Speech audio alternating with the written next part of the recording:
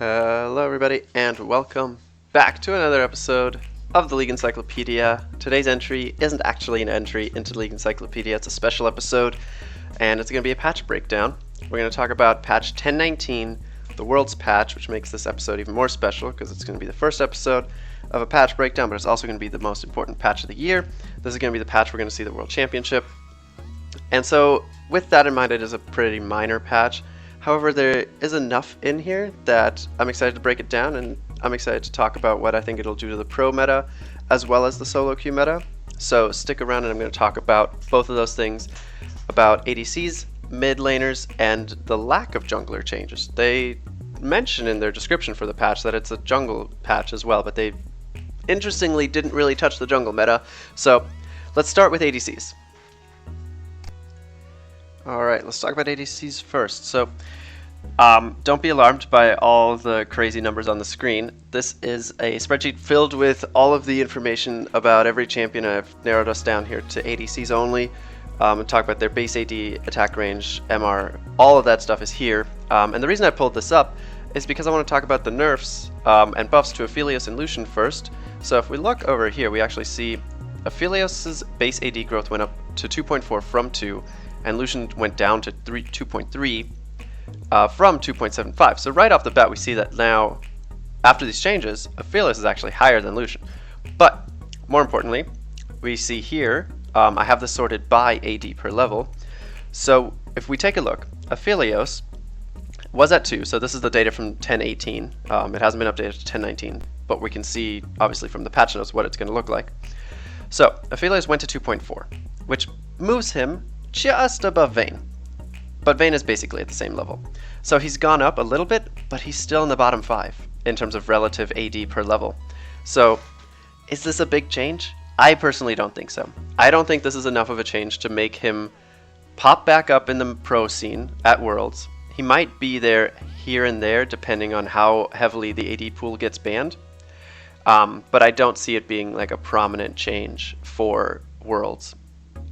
In solo queue, I don't expect it to be a prominent change either, because Aphelios by nature is still this absolute cluster of mechanics that you have to master in order to pilot him correctly, and then you still need your team to be on the same page with you for him to be a success in solo queue. So I don't expect it to change how he's being perceived in solo queue, and I don't expect it to change too much about the pro scene as well, given what the ADC meta and the overall meta of the game has changed too. Aphelios just doesn't have a spot there right now. Now the Lucian change, on the other hand, is from 2.75 down to 2.3. So we can see he was still on the lower end, and now he's down to 2.3. So now he's actually in the bottom 5 as well, which is quite interesting when you think about it. He was kind of this top tier pick, but his AD per level wasn't that big, so why did they choose to nerf this? Well, Riot defines it as they nerfed his scaling, which sure they did by a little bit. But the reason people were picking Lucian, and it wasn't as an ADC, it was as a mid laner mostly, or a top laner even, is that he was a reliable AD scaler to put in the mid lane when you wanted to have something like an AP jungler. So let's say you wanted Karthus, Evelynn, or Lilia in the jungle. Lucian was a great partner to put in the mid lane because then you have your damage profile varied. So I don't think this change in terms of the pro scene, in terms of drafts or anything like that, is going to change too much.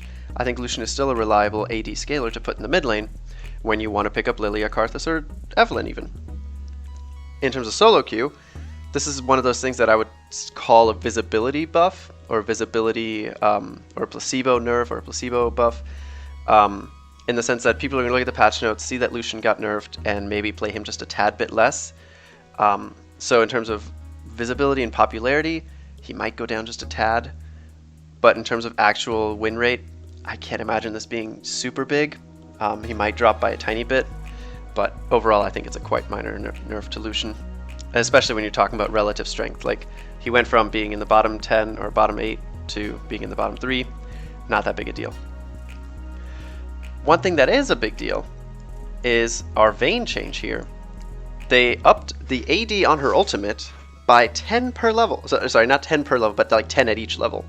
So when Vayne hits 6 and presses R, she now has an extra long sword on top of whatever AD she was getting before that, which is quite massive because Vayne, despite being like this hyper-scaling, hyper-carry ADC that you can play in solo queue, She is actually quite powerful when she is level 6 because she can't be targeted when she's invisible. And most of the time when you're hitting level 6, you're just in like 2v2s, maybe the jungler's down there as well. And not being able to be auto-attacked by the ADC on the opposing team is quite huge. And so giving her even more AD, I think this is a huge solo queue change. I think Vayne is going to see a spike in win rate. I think she's going to see a spike in pick rate. And I think she's going to be completely ignored on the pro stage, like she has been for a very long time now.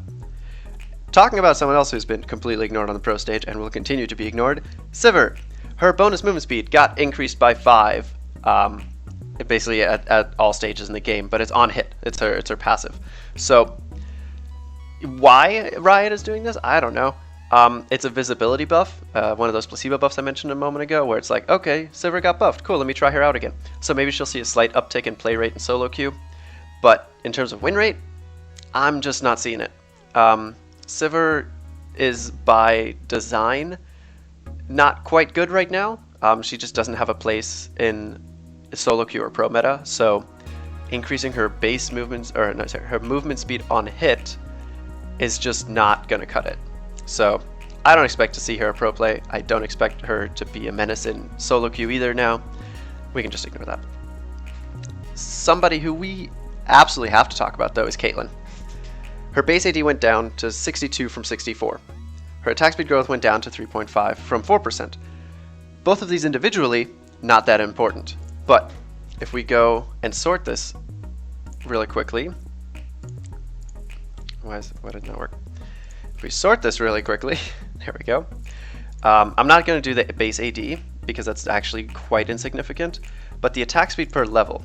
So if we go over here and we see attack speed per level is this column. Caitlyn was at the top. She was at 4, you know, there's only 3 other champions that were doing this, and now it's down to 3.5. So this puts her at, where do we see? Oh, look at that. She's still in the top 4. The lowest, they would have had to put her down to 3.38 to even knock her down in terms of relative scaling to these other champions. And let's take a look at who these other 4 actually are. It's Senna, Varus, and Kalista. Kalista is quite prominent in the pro scene. She actually didn't get touched at all, so I expect to see a lot of Kalista at the world stage still. Senna did get nerfed in a very different way, but she's still up here. And Varus kind of fell off after the lethality changes. But Caitlyn being moved down to just below Senna, basically, like this, again, like I said, these two on their own, not very significant, but when you put them together, I think these are enough of a change to make pro teams think, okay, she's not that great anymore, we'll leave her open, go ahead and pick her, we have an answer, we're going to play Ashe. Now, am I right? We'll see. We'll have to see on the world stage, but I do think we're going to see a bit more Caitlyn being picked, a bit less Caitlyn being banned, but I don't think her win rate is going to change drastically off this. And that goes for solo queue and the pro scene. I don't think her win rate is going to change too much. I think her pick rate is going to go down just a tad in solo queue, especially because people see these double nerfs and think, okay, she's not that good anymore. But ultimately, I think it's a minor nerf, and it's one of those things where they don't want to change too much, which makes sense. I mean, Riot straight up says that in this patch. This isn't meant to shake up the meta too hard. It's just meant to fine-tune things. And I think this is right along with what they're trying to do. Now, in terms of just fine-tuning things, this isn't fine-tuning. They've dropped the soul chance for Senna in half when she's the one killing the minions, which, like, really swings the pendulum for Senna support in her favor, basically. Because Riot is constantly balancing Senna for being an ADC or being a support, and as soon as you drop the chance of her getting a soul in half for every minion she kills, then yeah, you're really swinging that pendulum back into support Senna territory. So I could see a world where we see fasting Senna come back again, and you just scale her as a support while you have a Maokai or a Set or something in the bot lane with you. Will it happen? I don't know, but this definitely swings that pendulum in that direction. So I'm excited to see what happens with Senna as a support as well as an ADC. Okay. Now let's move on to the mid lane changes, because these are actually way more exciting than the ADC changes were. They're not as number heavy, so we can basically ignore the spreadsheet for most of this. The one thing we need the spreadsheet for is Twisted Fate when we get to him. But let's talk about Ahri first, because this I think is probably one of the more impactful solo queue changes that we see in the patch here.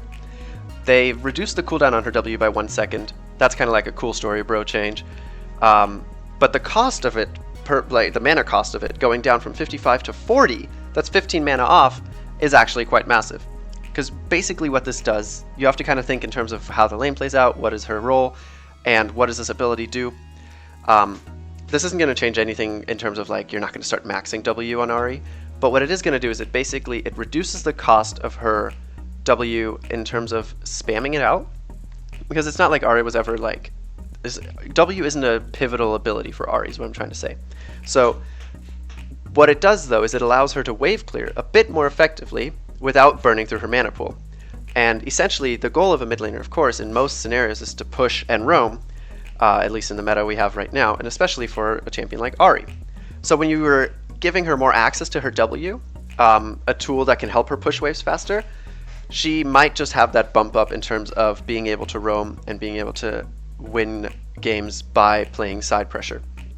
So I think this is a really exciting change. I think we're going to see a lot more Ahri in solo queue. I think her win rate's going to go up quite a bit as well, maybe, but it's not a pro change at all. We're not going to see Ahri in the pro scene.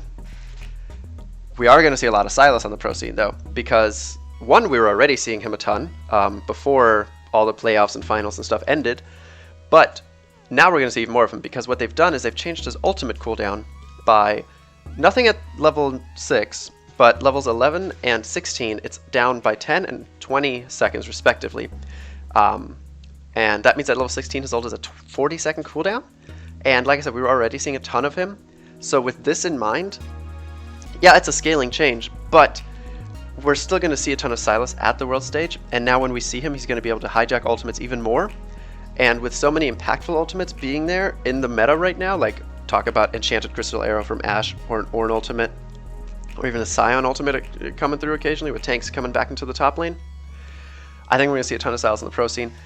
But as far as solo queue goes, Sylas isn't really, like, in the pro scene you pick Sylas because there's a ton of key ultimates you want to steal on the enemy page, or in the enemy draft, and he's a good answer to the lane that he's going to be put in, which is either top or mid.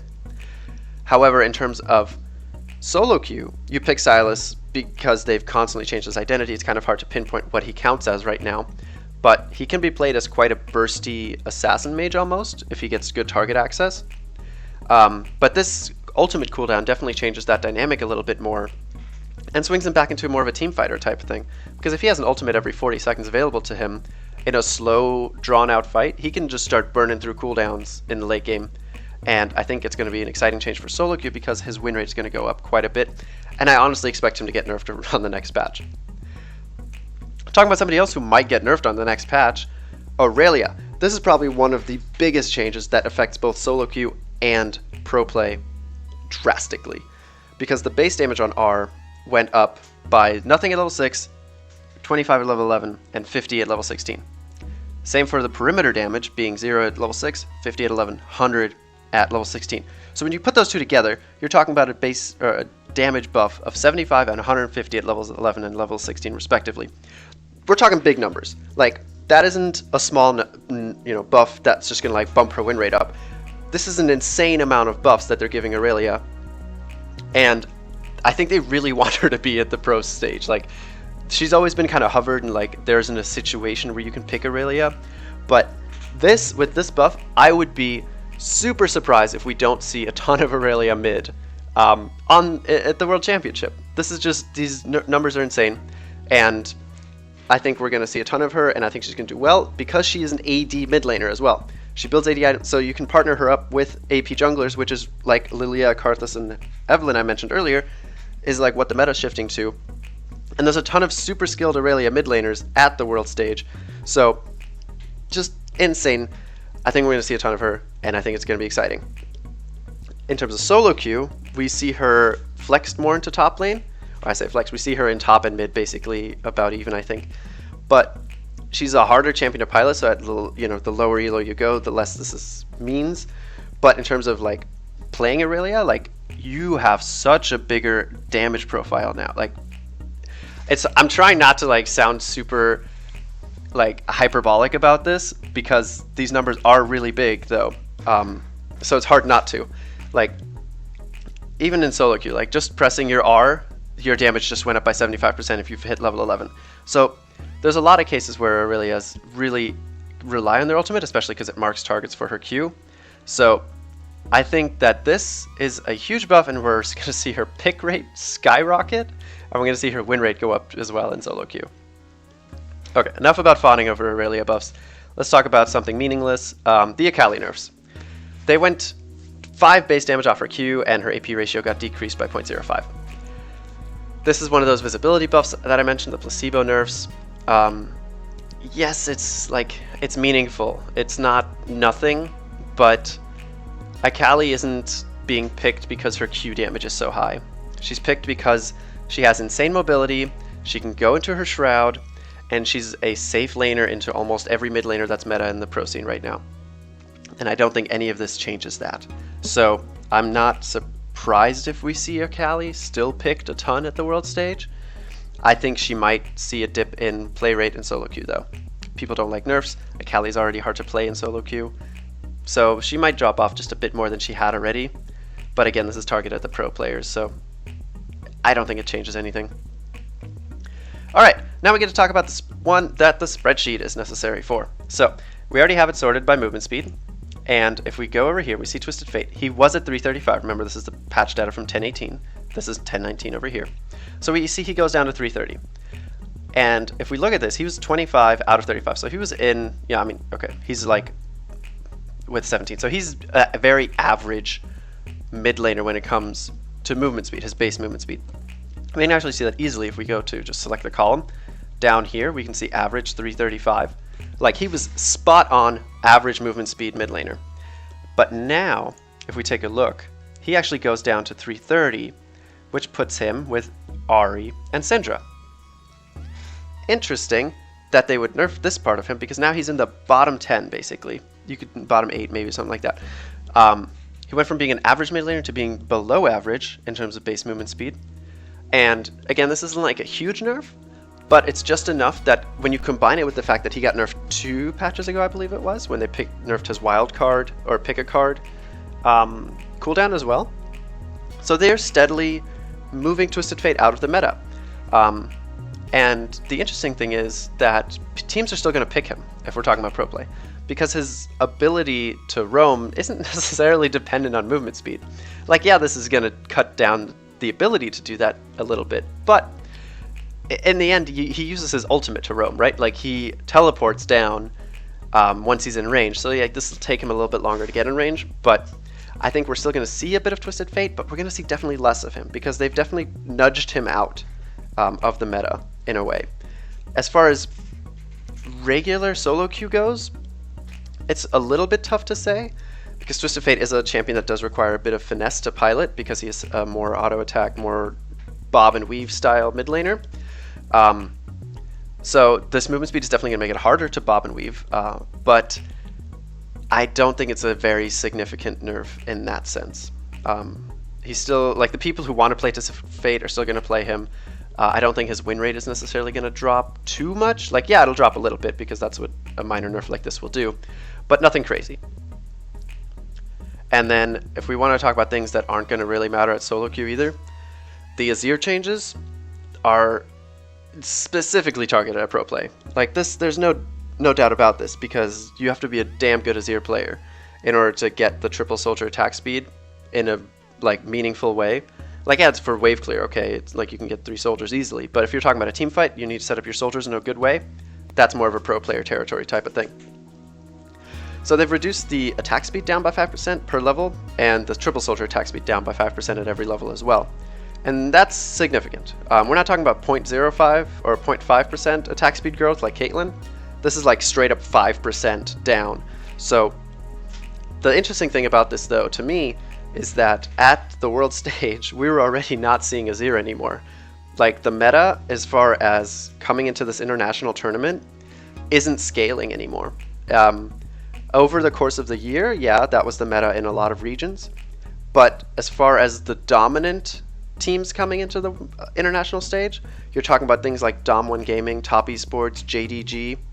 All of those teams play super fast League of Legends, and they almost never picked up Azir. So the meta for Worlds was already not Azir, and with this nerf, I think Azir's almost never going to get picked unless teams are going for comfort. And let's talk about solo queue, because Azir is one of those champs you don't see all that much in solo queue because he is quite difficult to pilot. So I don't think, like, I think people who played Azir like a little bit are going to play him a little bit less, and people who are thinking about picking him up are definitely going to see this nerf and think, no, I'm not going to do that now. So interesting that they would nerf him, because I think it was not necessary. So that's all of the like grouped up things. Now let's get into the honorable mentions. Alright, so the honorable mentions are quite short, but just a few thoughts I have on this patch. We have AP Udyr is back. I mentioned this at the beginning of the video. This patch, this is probably the most solo queue, like I mentioned Vayne, but like this is the most solo queue change that Riot could have done. Because Udyr just does not exist in the pro scene. He's not there. So buffing Udyr in any way, shape, or form, like you could give Udyr 500 base movement speed and I don't think teams would pick him up. I'm exaggerating. But my point is they've changed the ratios so that Phoenix stance Udyr is viable again. So if you see some Bronze 3 dude running around building AP items on Udyr, he's not trolling, he's just saw the buffs and he's like, oh, it's viable again. That's what's happening. Also, Ivern's trigger seed, I think it's called, slow, was increased. And this is one of those things that's like, it doesn't matter. It's such it's such a hard question to answer, because Ivern has his place, right? Like, he's a support jungler, and increasing his slow is definitely meaningful. It's not a small amount. I think it was 10% at each level. But Ivern just isn't a champion that's necessarily satisfying to play for a lot of people, because a lot of people don't enjoy playing support style roles. So the changes to Ivern, I think, are visibility changes that are also meaningful changes. You're going to see this change, and people might play him more. His play rate might go up, his win rate might even go up as well, because it's a significant increase. But the core design of Ivern, I think a lot of people just don't enjoy, and so that's why I don't think it's going to be that meaningful of a change. And if you're talking about pro play, Ivern might get picked up a little bit, but he was getting picked up a little bit before as well anyway, and I don't think this slow is going to change how much we see Ivern on this pro stage. Now, the last two things I want to talk about are definitely pro related, and that's the lack of Lilia and Hecarim in this patch. Those were two champions that we saw dominate the meta in playoffs around the world. With Lilia being released and being such a high damage champion that's magic damage, it basically transformed the mid lane meta into AD ones, and then you have this massive shift. And Hecarim also is like an answer to her, but is also good independently because he's a carry style jungler. So the fact that both of these two are missing, like even with a minor nerf, you know, like a base movement speed nerf or just like mana cost something, the fact that they're not even in the patch is kind of baffling to me.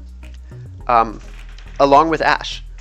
As I mentioned before, when Caitlyn basically reached this pick ban status, Ashe was a good answer into Caitlyn, basically, because, like, yeah, Caitlyn outranges you with her auto attacks, but you can volley as Ashe and basically keep her permaslowed and run her down. So the rise of Ashe as an answer to Caitlyn, and now they're trying to bring Caitlyn back in, but without touching Ashe, which basically means, okay, teams are going to be like, go ahead, pick Caitlyn. We're still going to pick Ashe as an answer because Ashe is just as strong as she was before your Caitlyn nerfs came through. So the lack of Ashe in this patch is also just as baffling as the lack of a Lilia and a Hecarim. But hey, Riot must have some kind of plan for what they want Worlds to look like, and I'm excited to check it out. But those are my thoughts on the patch, guys. Let me know what you think. If you have any more questions, or if you want to just see more of the spreadsheet, or you want to see way less of it, let me know down below in the comments. And I'll catch you guys in the next video.